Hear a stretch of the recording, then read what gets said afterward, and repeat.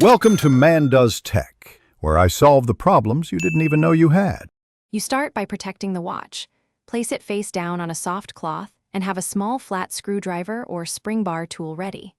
Once done, flip up the clasp's locking plate by inserting the tool under the small tab and gently lift. This disengages the teeth that hold position. Make sure you can see the measurement scale on the underside of the clasp so you can reposition accurately. This first move unlocks the mechanism and lets you slide the band to tighten. With the locking plate lifted, grip the mesh and slide the clasp toward the watch head to shorten the band. Use the scale as a reference so you can return to a precise spot if needed.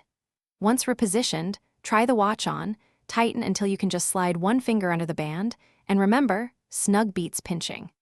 Next, align the mesh with the clasp grooves so the teeth sit squarely in the weave. This alignment ensures the mechanism will bite properly when you reclose it.